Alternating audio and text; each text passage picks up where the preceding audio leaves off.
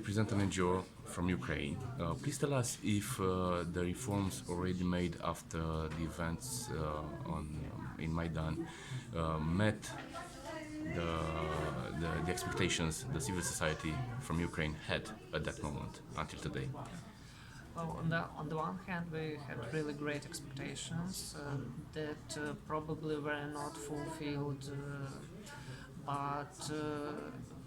but currently it's commonplace in Ukrainian political rhetoric to tell that during last 5 years it was made more was done than the 20 years before it. And I can say that it's a fact because changes in the spheres, for example, relating to my sphere of expertise, to the freedom of movement, were absolutely outstanding. Actually, after 2014, Ukraine fulfilled the technical criteria for receiving visa-free regime with the EU. The action plan for this visa-free regime was received in 2010, but 4 years before it was actually stagnation, and the real implementation started after the revolution, after 2014. And it included not only reforms in the spheres that are directly connected to freedom of movement, like infrastructure, bodyguard service, and so on, but also reforms in the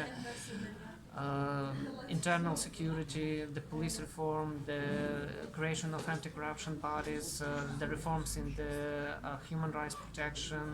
For example, there was adopted the unique for our country strategy of human rights protection and countering discrimination.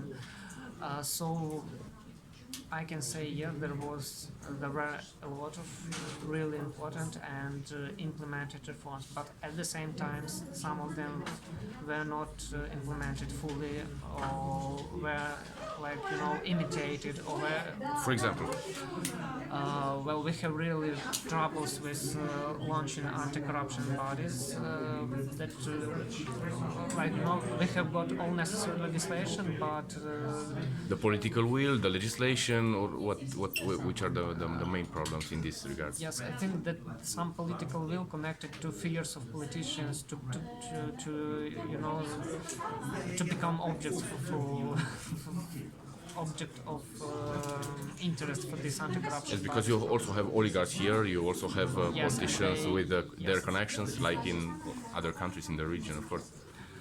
Yes, but we had never before nothing like that, like anti-corruption bureau or agency for preventing corruption. And by the way, another really great thing, which is considered to be progressive even in Europe, so to say, global West, is our assets, our electronic system of assets registration, assets declarations. Sorry. Every official in Ukraine Does it work from your point of view? His assets. Yes, it works.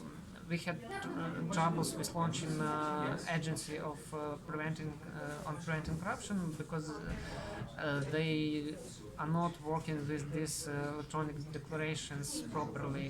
But these declarations are a source of information, for example, for independent investigators, journalists, and this influences the public opinion, it influences the political life. For example, some officials have problems with their declarations.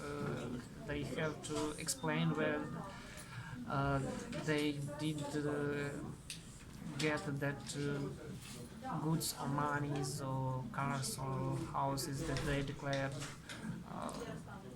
Are here politicians or parties who now try to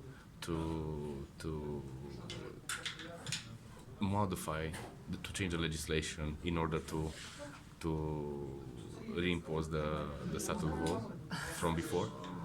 Yes, there are constantly happening attacks on one or other field. For example,